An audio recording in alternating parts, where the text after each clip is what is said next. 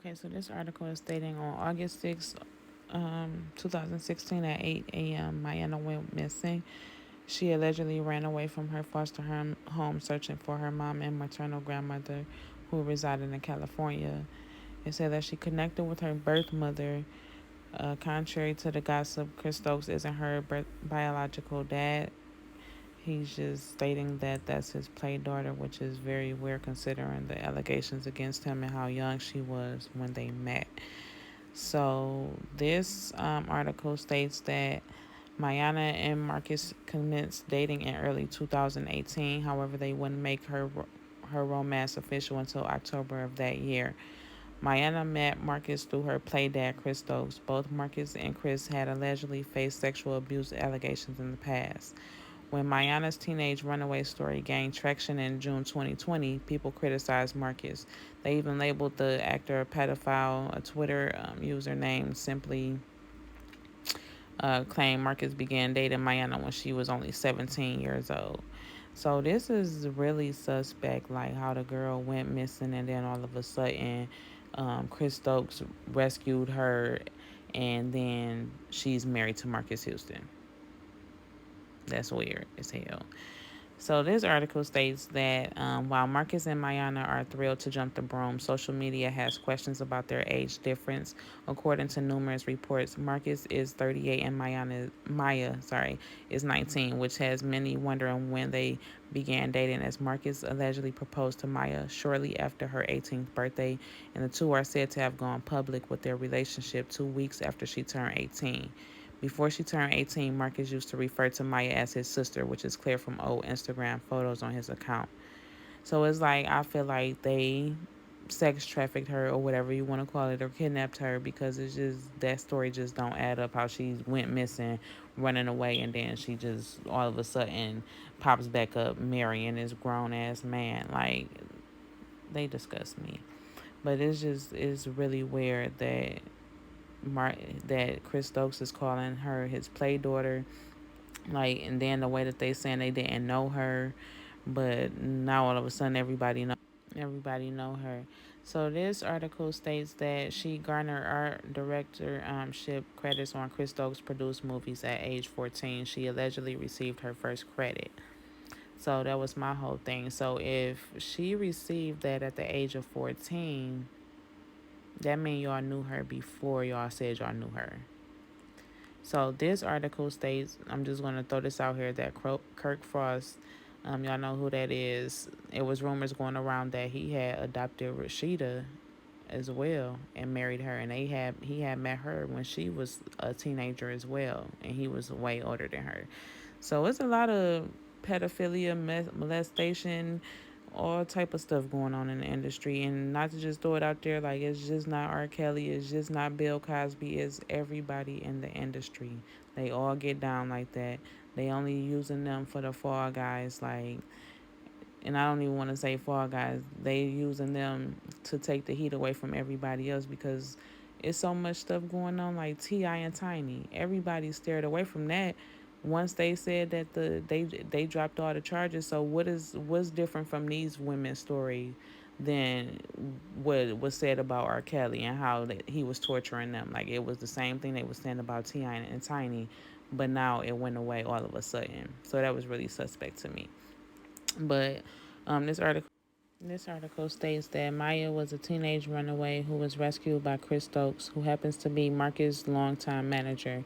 Media Takeout and Lipstick Alley have an alleged file on Maya's missing person report that was filed.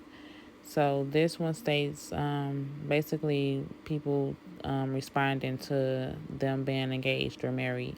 Can someone please explain why Marques Houston, a 38-year-old geezer, is engaged to a 19-year-old girl who he allegedly knew before she was 18? They announced they were in a relationship 11 days after she turned 18 last October, and now comments on the profiles Insta are limited, one wrote. So I guess they limited the comments because they didn't want nobody commenting. So imagine your daughter going missing just to pop out years later to Marques Houston. Like, what the fuck, wrote another response. Honestly, I know they say age is just a number, but 19 and 38 is such a huge difference. The growth from 19 to 25 to even 30 is immense. So it's basically like, what do you see with a 19-year-old? What can a 19-year-old really do for you? I just don't understand. Like, maybe it's not for me to understand. So this article is about Quindon Tarver, which is the person that I spoke about previously, that also came out against Marques Houston and Chris Stokes, saying that they also molested him as well. So at the time, Tarver, then 12, and his mother met Stokes, who was in his 20s at the time. The producer told the family someone lied about him in a legal case, stating he molested a boy. They believed his story, signed with Stokes, and Tarver was then molested as well. Shortly after, members of B2K were subjected to sexual abuse. When Chris Stokes met Quindon Tarver, Stokes asked him to build something out on the spot. He was impressed by the boy's silky, anointed voice. He told my mom he wanted to fly us out to LA. But there was another thing Stokes needed to mention. I'm getting ready to go to court on a molestation charge, Tarver says. It happened like overnight. Tarver recalls with awe in his voice. Stokes promised him he win a Grammy, but says Tarver, everything just started going downhill after my first album. Tarver claims that lots of money was lost and jealousy started to unfold with me and Stokes. Looking back, he says he was manipulated, cheated, and sabotaged by Stokes. The damage to his career was just the beginning. I have had some things that haunted me for quite some time. He says he is very dirty, rotten guy. For a certain amount of years, I was molested. I wouldn't say exactly by Chris, but he would organize it. Tarver stopped speaking. It sounds like he's hyperventilating. He'd organize activities to be done as he sat and watched, watching or coaching, if you will. He would make another member of immature like come and do things. So he basically said they made him take showers with them and everything. So this is something that he posted on his Instagram page. I'm just going to read a little of it. Being an artist in the music industry comes with difficult challenges. You have to deal with cutthroat, demonic vultures that prey on you all because you want to do what you're passionate about. Then try and use you as a puppet to fulfill their agenda. And if you don't go along with it, then you might as well forget it. As for me, I don't want or need the industry to do what God has gifted me to do. So they put this boy through so much. And once he told what happened to him, his whole career went downhill. And that's when he turned to drugs and all of this other stuff. Like, and this story really touched me because I'm like, he really had a nice voice. Like, he was really talented and he was so young. And he, they don't deserve this shit that they be doing to them in the industry, like for real. Like, and for Chris Stokes and Marques Houston to still be going on and no charges are brought against them, that says a lot about the industry. So this is another post that he posted. For the longest, I've allowed the past to control my life. The sad part about it is that although I have healed from the rape, I haven't fully healed from the loss of my career. As I enter into this new chapter of my life, I've decided to let go of all things of the past that has tried to consume me for so long. I have made the choice to no longer give my energy to people, places, or things that's not conducive into the direction of my journey that I'm heading to. So he's basically still speaking about this, and these posts are posts from last year. So after he made these posts, a couple months later, he passed away. So I don't know if a lot of people follow this story, but he passed away back in April, I think of last year or this year. I think it was this year, because it shocked me that I was the only person that was seemed to be, or I might not be the only person, but around me, I know I was the only person that was following his story, and for him to just pass away after he kept speaking out against them, that just lets me know that that wasn't nothing that was just out the blue, like that that was done to him. And he has a lot of videos that's backing up what he was saying. So this says Tarver claims he was raped and molested by Stokes as well as singer Marques Houston. Houston was the lead singer of the group Immature, with whom Tarver toured. According to the Tarver, Stokes made Houston rape him when he was just 13. He told ABC, when that took place, I shared it with one person that I thought I could trust and confide in.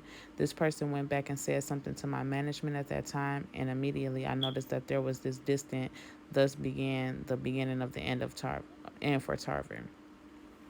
So again, like all of this started, and this is not just with him. Like I said, with the little Chinese boy, his parents took him out that group. and they kept replacing so many of immature. It was immature, it was IMX, it was something else before IMX. Like, he has so many boy groups that this shit is just weird as fuck. So this article says he was dropped by Virgin and forced to return home. That led to him spiraling with drugs, alcohol, and depression. He spoke about the experience in a 2008 interview with Vibe magazine and later in a one-on-one with Demario Rasby Thornton.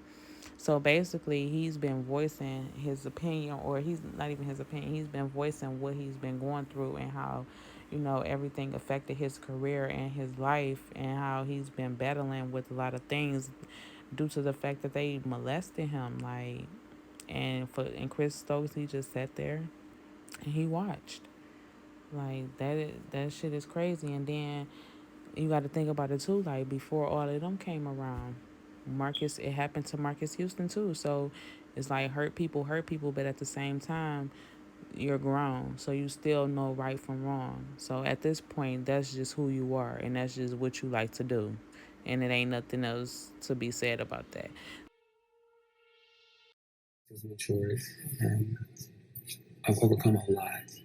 Just see. Brother and sister together we'll make it through. Oh yeah. Someday our spirit will take you and guide you there. It was also around this time. It was also that he was sexually abused within the music industry, a trauma that had huge implications on his life and career. I didn't tell anyone until I was 27 years old.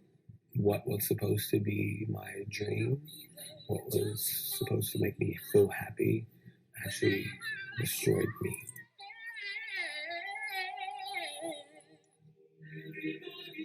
Did you continue to sing during that time? No, I did not. I did not want to sing anymore because it took so much from me. But really, it wasn't the singing that took from me. Actually, it was the bad people. So, and then finding myself again, I became able to sing again. I found my passion back, if you will. I'm free now. Everybody's free. I'm free now. I know you've been hurting, but I've been waiting to be there. This is Quindon Tarver's first gig back, and he joins a lineup of Australian artists including Ella Hooper. So this article is basically Marcus Houston stating that, one, he didn't meet Maya until 2018 through a mutual friend. Then he said that he met her through a Jehovah Witness convention.